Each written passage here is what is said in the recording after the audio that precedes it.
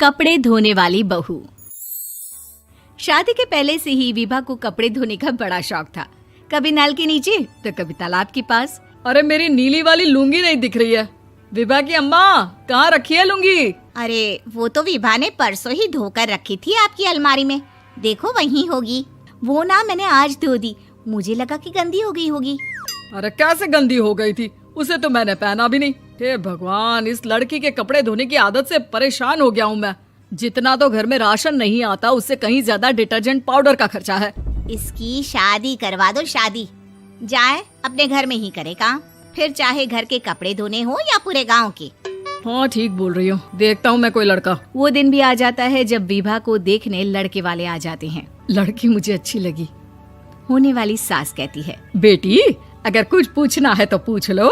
वैसे तो हमारी लड़की बहुत ही शर्मीली है, जो बोल दो वो मान लेती है, इसे क्या पूछना होगा। अरे कैसी बात कर रही हो माँ, मुझे इन लोगों के घर रहना है, सवाल तो कई है। हाँ हाँ बेटा, पूछ लो ना, क्या पूछना है। आप लोगों के घर कपड़े कौन धोता है? सास का मुंह बन जाता है। देखो, अगर तुम ये कहना चाहती हो कि तुम्हें कपड़े धोने नहीं आते तो सुन लो, कपड़े मैं ही धोती हूँ, लेकिन तुम्हारे आ जाने के बाद मैं रुमाल तक नहीं धोऊंगी। अरे चुप रहना भाग्यवान, बहू बेचारी घर आई नहीं, उसे डराना शुरू कर दिया। वो क्या है ना बिटिया, अभी तक तो ये कल्लू की माँ ही धोती थी, लेकिन अब तुम्हारे पापा तो दहेज में वॉशिंग मशीन देंगे ही। तभी विभा की माँ बोल पड़ती है, सवाल भी पूछा तो क्या। वैसे भाई साहब, मशीन की तो फिर भी कपड़े धोने की कैपेसिटी होती है। मतलब जो बिटिया दे रहे हैं ना विभा, इसे कपड़े धोने का बहुत शौक है। ये आप लोगों के क्या, आस पड़ोस गांव मोहल्ले सबके कपड़े धो दे और उफ तक ना करे। बाहर देखा नहीं आपने कितने कपड़े सूख रहे हैं? सब हमारी बिटिया ने ही तो धोए हैं। बस भी करो ना माँ, शर्म आ रही इतनी तारीफ सुनकर।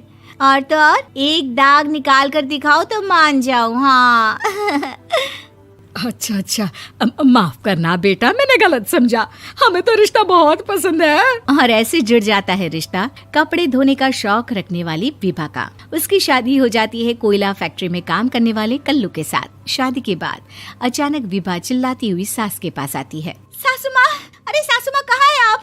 ये तो धोखा है, धोखा दिया आप लोगों ने मुझे। इसे ससुर के चक्कर के बारे में पता चल गया। अरे तो उसमें तुझे क्यों धोखा मिला है? अरे नल में पानी नहीं आता, कपड़े कैसे कब धुलेंगे? अच्छा, तू पानी नहीं आ रहा उसकी बात कर रही है। तो आपने क्या सोचा? कुछ नहीं। अच्छा, तेरी माँ ने कहा था कि कपड़े धोने का शौक है तुझे, याद आया मुझे। शौक बोलकर कपड़े धोने वाले मेरे जुनून को कम ना आके सासू माँ, कपड़ा धोना मेरा गुरूर है। तभी पति भी वहाँ आ जाता है। अभी मैंने इसे सनी देओल की फिल्म दिखाई है, उसी के डायलॉग मार रही है माँ। अच्छा सुन, साफ साफ बता रही हूँ, पानी सुबह 4 से 6 और शाम को 10 से 12 आता है, समझी? विभा टाइमिंग सुनकर हैरान हो जाती है। ये क्या भूतों का मोहल्ला है? सुबह 4 बजे उठकर कौन कपड़े धोता है? 4 बजे टंकी में पानी जाता है, फिर सारा दिन धोना ना, किसने मना किया? अरे कैसी बात कर रही हैं? 200 लीटर की टंकी में कितने कपड़े धो लूंगी मैं? सुबह ही उठ जाऊंगी मैं। अब क्या था, विभा सुबह 4 से लेकर रात के 12 बजे तक कपड़े ही धोती रहती। एक रोज सास पड़ोस से निकलकर कहीं जा रही होती है कि साथ वाली कहती है, हाँ कल्लू की माँ, जरा ये बताओ कि 2 साड़ी है, 2 ब्लाउज और एक पेटीकोट और एक नाड़े वाला लंबा कच्छा। हाँ तो? अरे तो क्या, कितना लोगी धुलाई ये बताओ। धोबन दिख रहे हैं हम क्या? हमारे पति सरकारी नौकरी से अभी रिटायर हुए हैं और बेटा सुपरवाइजर है कोयला फैक्ट्री में। धोबन समझ रखा है हमें? हाय रे कल्लू की अम्मा, माफ कर दो, वो तो मोहल्ले में यही सब बता रहे थे कि तुमने बहू को कपड़ा धुलवाने के काम में लगा दिया है। सास को पड़ोसन की बात सुनकर गुस्सा आ जाता है। वो घर पहुंचती है जहां घर के बाहर ही इतने सारे कपड़े सूख रहे होते हैं जितने कि किसी धोबन के घर पर। अरे ओ कल्लू की दुल्हन, बाहर निकल। माँ जी यहीं आ जाओ, बाथरूम में चादर धो रहे हैं हम। अरे अभी हम धोते हैं, तुमको बाहर निकलो। ये आस पड़ोस वाले बोल रहे हैं कि हम बहू से कपड़े धुलवा कर उसे कपड़ा धोने वाली बना दिए हैं। अरे छोड़ो ना माँ जी, किन लोगों की बातों में आती हो?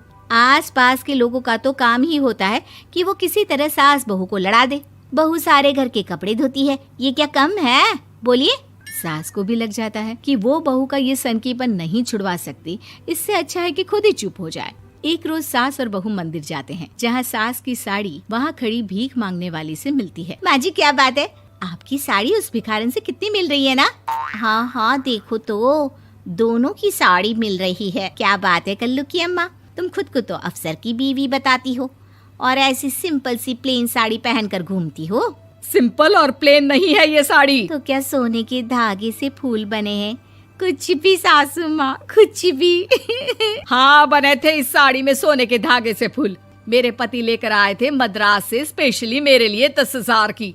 ताहे भाई साहब इस भिखारन के लिए भी सेम टू सेम साड़ी लेकर आए होंगे 10,000 की।